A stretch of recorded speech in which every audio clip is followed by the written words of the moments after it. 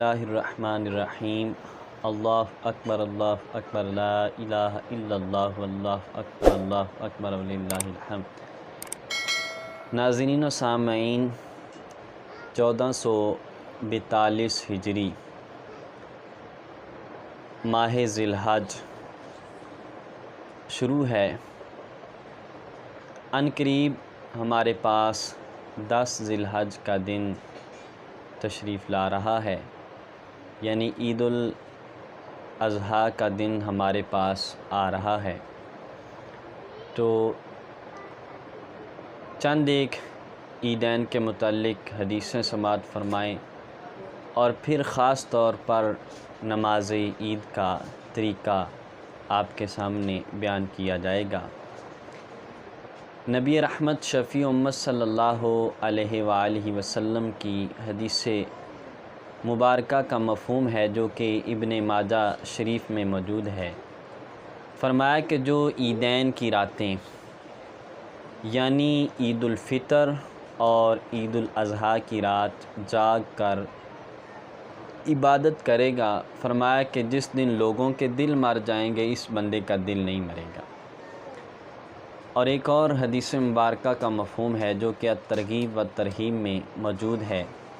حضرت معاذ بن جبل رضی اللہ تعالی عنہ روایت کرتے ہیں کہ نبی رحمت شفیع امت صلی اللہ علیہ وسلم نے ارشاد فرمایا کہ جو آدمی 5 راتیں جاگ کے عبادت کرے گا، تو فرمایا کہ اس کے لیے جنت واجب ہو جائے گی۔ وہ 5 راتیں کون سی ہیں؟ یہی جو ذی الحج کا مہینہ شروع ہے، ذی الحج کی 8ویں، 9ویں اور 10ویں 3 راتیں تو یہ ہوئیں، چوتھی عید الفطر کی رات، اور 5ویں شعبان المعظم کی 15ویں رات۔ تو یہ راتیں آج 6 ذی الحج ہے، تو یہ راتیں ضرور جا کے عبادت کی جائے۔ اور اس کے لیے سنت کیا ہے؟ حدیثوں سے مفہوم ملتا ہے کہ جب عید الفطر آتی تو حضور علیہ الصلوۃ والسلام عید الفطر کی نماز پڑھنے سے پہلے کچھ میٹھی چیز تناول فرماتے، اور بخاری شریف کی حدیث مبارکہ میں لفظ ہیں کہ آپ کھجور تناول فرماتے، جو تا قدر میں ہوتی، 1، 3 یا 5۔ اور یہ ہمارے پاس جو عید آ رہی ہے، یہ عید الاضحیٰ ہے، تو اس کے لیے سنت یہ ہے کہ عید کی نماز پڑھ کے آ کے کچھ کھایا جائے۔ یہ حضور نبی رحمت شفیع امت صلی اللہ علیہ وسلم کی سنت مبارکہ ہے۔ اب خاص طور پر جس مقصد کے لیے ہم نے یہ سارا اہتمام کیا کہ عید کا طریقہ، کیونکہ اکثر لوگ عید پڑھنے کے لیے عیدگاہ میں جمع ہوتے ہیں، لیکن دین سے دوری کی وجہ سے ان کو عید کی نماز کا طریقہ بھی پتہ نہیں ہوتا۔ کوئی کسی طرف دیکھ رہا ہوتا ہے، کوئی کسی طرف دیکھ رہا ہوتا ہے، کوئی کیسے ہاتھ اٹھاتا ہے، کوئی کیسے ہاتھ اٹھاتا ہے۔ تو یہ طریقہ ضرور توجہ کے ساتھ سماعت فرمائیں۔ نماز عید کا جو طریقہ حنفی ہے وہ یہ ہے، سب سے پہلے نیت کر لیں کہ 2 رکعت نماز واجب عید الفطر، 6 زائد تکبیروں کے ساتھ منہ طرف کعبہ شریف۔ اگر آپ مقتدی ہیں تو اس طرح کہہ لیں پیچھے اس امام کے، یہ نیت کر کے اب اللہ اکبر کہہ کے ناف کے نیچے ہاتھ باندھ دیجئے۔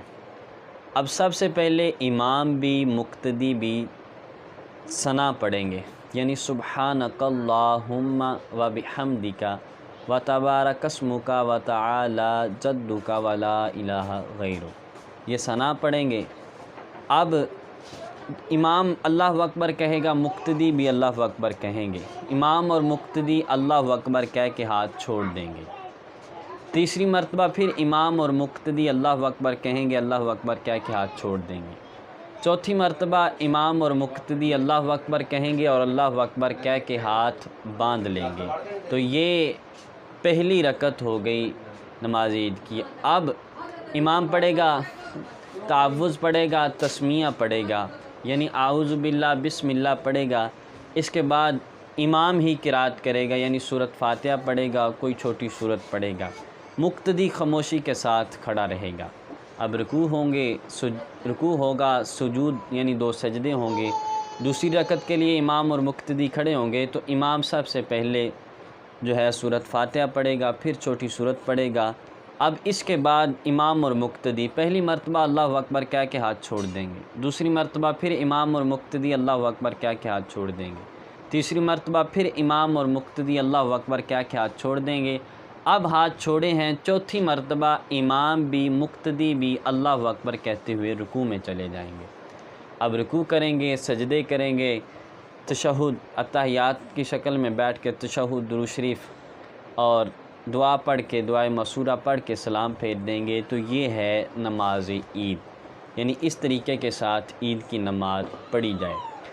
اور ایک اور ضروری مسئلہ ہے کہ اگر کوئی آدمی عید کی نماز کے لیے گیا تو پہلی رکعت شروع ہے، امام نے قرات شروع کر دی، تکبیریں کہہ لی تھی، تو اب کیا کریں؟ اب امام کے ساتھ مل کے کھڑا ہو کے تکبیریں کہہ لیں۔ اب اگر امام رکوع میں چلا گیا تو اب کیا کریں؟ اگر امام رکوع میں چلا گیا ہے تو رکوع میں امام کے ساتھ چلے جائے۔ اگر پتہ ہے کہ میں تکبیریں کہہ لوں گا رکوع میں ہی تو رکوع میں ہی تکبیریں کہہ لیں، لیکن اگر نہیں کہہ سکتا تو اب رکوع اس کا ہو گیا امام کے ساتھ، تو اب اس کی یہ رکعت تو ہو جائے گی، تکبیریں ساکت ہو جائیں گی۔ اب دوسری رکعت امام کے ساتھ کھڑا ہو کے پڑھے گا۔ لیکن اگر ایک رکعت مکمل ہی گزر گئی، رکوع بھی گزر گیا، تو اب دوسری رکعت کے ساتھ امام کے ساتھ ملا ہے تو اب کیا کرے؟ اب دوسری رکعت امام کے ساتھ پڑھ لے، پہلی رکعت جو رہ گئی ہے جب کھڑا ہو کے پڑھے گا تو اس وقت باقی کی تکبیریں، یعنی جس طرح وہ ایک رکعت پہلی پڑھنی تھی اسی طریقے کے ساتھ وہ پہلی رکعت ادا کر لے گا۔ اب ایک اور صورت ہے کہ ایک آدمی ہے کہ اس نے بالکل ہی عید کی نماز اس کی رہ گئی، تو اب کیا کرے؟ اب اس کا طریقہ یہ ہے کہ کسی اور جگہ اگر عید کی نماز ہے تو ادھر پڑھ لے، کیونکہ عید کی نماز اکیلے نہیں ہوتی، جماعت کے ساتھ ہوتی ہے۔ اگر ادھر بھی نہیں ملتی، کہیں بھی نہیں ملتی، تو گھر آ کے 4 رکعت چاشت کے پڑھ لے۔ تو یہ اس طریقے کے ساتھ۔ اور عورتوں پر عید کی نماز نہیں ہے تو وہ کیا کریں؟ وہ یہ کریں کہ گھر میں 4 رکعت پڑھ لیں، یعنی 2 رکعت اشراق کے اور 2 رکعت چاشت کے، اس طرح نوافل ادا کر لیں، کیونکہ عیدین کی نماز انہی پر واجب ہے جن پر جمعہ واجب ہے، تو جمعہ بالغ مردوں پر واجب ہے، تو یہ عید کی نماز بھی بالغ مردوں پر واجب ہے۔ تو یہ تھا مختصر نماز عید کا طریقہ، اس کو توجہ کے ساتھ سماعت کر کے یاد کر لیں اور جتنا ہو سکتا ہے اس کو آگے پھیلائیں تاکہ کسی کا بھلا ہو جائے، کوئی یہ طریقہ یاد کر لے۔ اللہ اکبر لا الہ الا اللہ واللہ اکبر وللہ الحمد۔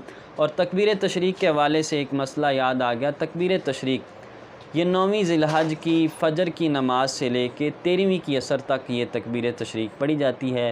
ہر فرض نماز کے بعد 1 مرتبہ یہ تکبیر پڑھنا واجب ہے، 3 مرتبہ یہ تکبیر پڑھنا یہ سنت ہے، افضل ہے 3 مرتبہ اگر پڑھ لی جائے، 1 مرتبہ یہ تکبیر پڑھنا واجب ہے۔ تو یہ 1442 ہجری ہے، بدھ والے دن عید ہے، تو منگل والے دن یہ 9 ذی الحج ہے، تو منگل والے دن فجر کی نماز سے لے کے 13ویں ذی الحج کی عصر تک یہ تکبیریں بھی پڑھ لی جائیں۔ اللہ تعالی ہمیں عمل کی توفیق عطا فرمائے۔ اللہ اکبر لا الہ الا اللہ واللہ اکبر وللہ